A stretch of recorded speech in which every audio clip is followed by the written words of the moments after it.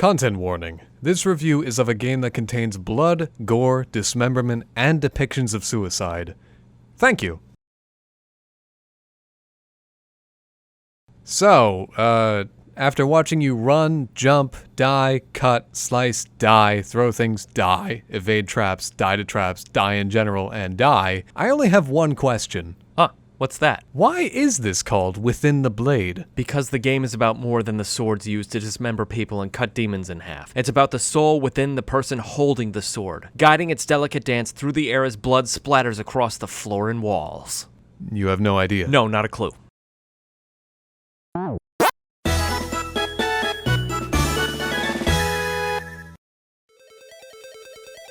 What happens when an evil army of thugs, blood monks, samurai, ninjas, and hatchet men led by a madman take over a country? What do you do when that madman summons demons and otherworldly horrors to fight his war for him? What happens when you have a sword, 100 bodies in front of you, and a need to throw some organs on the ground? You pick up your sword, you jump, slice, and dismember, and you take your country back. Craft the best sword, and don't forget your hooky thing, and take back Japan in Within the Blade.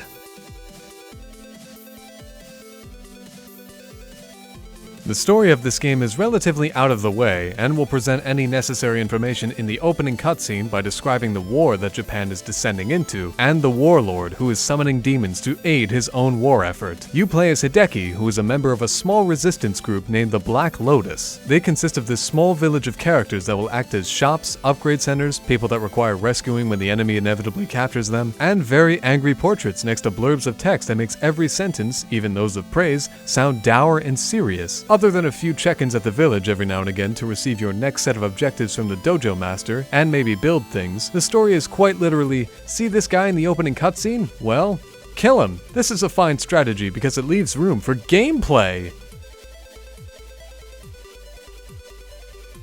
The gameplay of Within the Blade is rather tight and polished. You'll jump, you'll cut people open, you'll stealth kill them if you're quick enough, and you'll open treasure chests to collect large amounts of money and items. When you're not painting backgrounds with your enemies' insides, you can consult your dojo master for permanent upgrades like increased HP, fire resistance, a 5% chance to win every fight in one strike, and more. Not only that, there's also crafting, which allows you to create weapons, potions, and explosives according to recipes you bought from the handful of sellers in town. Within each level, you'll have some set objectives to complete most of the time. The main ones are displayed in a yellow text, and subquests are usually any other color. The latter are usually used to increase the difficulty of each level, but this reviewer never saw much of a difference in the final score whether these were complete or not. Yes, there are scores you receive after each level that rates how well you killed, how well you stealthed, and how fast you did it all. It discourages extra exploration, while encouraging moving fast and never dying once. The experience matters to some degree at the end of each level for getting upgrades from your dojo master, but this reviewer was never quick or skilled enough to get a higher score that allowed for a correlation to happen, so scores kind of lost their interest after level 3 or 4. Treasure chests will usually fill your inventory to the brim with weapons and traps, but if you're looking to craft healing items or a special sword, you can consult the crafting system. The crafting system in this game is rather straightforward in creating ingredients and items. It's managing the things you create where things become a nightmare. You see, there is no cursor to indicate which of these squares you're on. Unless you're selecting a weapon, there is no way to figure out where the hell you are on here. You could get lost forever just trying to select healing potions. It was only by luck that we ever selected any of the things we actually made. This system desperately needs a cursor of some kind.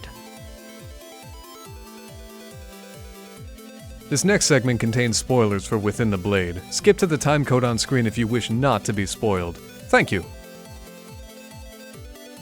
Within the Blade has a rather serious case of consistency issues that begin to plague the game quite early on. This game is at its absolute best during the first few levels that introduce you to how this game is played. You travel from left to right, slicing people in half, avoiding spikes and traps, then the level ends where it needs to. It's a perfect 4-minute romp through grasslands full of enemies to rip to shreds. Then maps are introduced. These Metroidvania, still a stupid word, maps fill as you explore them and remain filled even after death. Within these maps, superfluous keys and pathways with no point are introduced, which, in a game requiring you to do this fast lest you receive a lower score, seems rather counterintuitive to your main goals. The fun from the first few levels never fully disappears and pokes its head out during the first 9 boss battles in this game. They act more like Kirby bosses as they float around, require little effort to dodge their attacks, and some of them can be beaten in seconds when you find that one strategy that diminishes their efforts to attack you. Until the final boss. You see, consistency was an issue from level 5, but becomes an even bigger issue in these final few levels. Quests and side quests quests are removed, so your goal becomes unclear. Spoiler, you just gotta make it to each door, marking the end of the level. It's such a strange departure from the rest of the game because it adopts new forms of marking your goals, then ditches them for others partway through. All of this annoying lack of form comes to a head with the final boss. Bosses are ordinarily a measure of everything you've learned in the game up until now. They provide a challenge for your skills whether you've upgraded them or not. The final boss is by no means a measure of all you've learned. It strips you of every weapon you have, crafted or found, all of your health potions, and anything you have equipped in favor of a Super Paper Mario type final boss, where you must chase a floating entity around a stage made of crumbling platforms and kick it to death, all while it throws balls of energy at you that do a beef ton of damage. What does this measure exactly?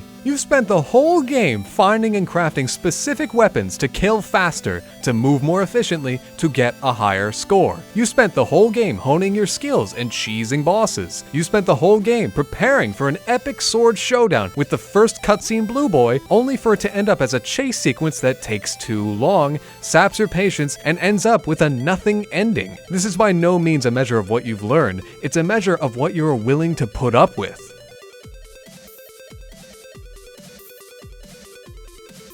While this reviewer may have chided the inventory system and the consistency issues for a while, there's a rather great soundtrack to be had within the Blade. It really adds to the epic and quick atmosphere of each level and even the title screen. Other than that, the gameplay is rather solid, level traversal is fine, and the first several bosses are fun to fight. Within the Blade was almost a solid game, but it may still hold some entertainment value for those looking for a tightly controlled, blood-sputtering ninja action stealth game.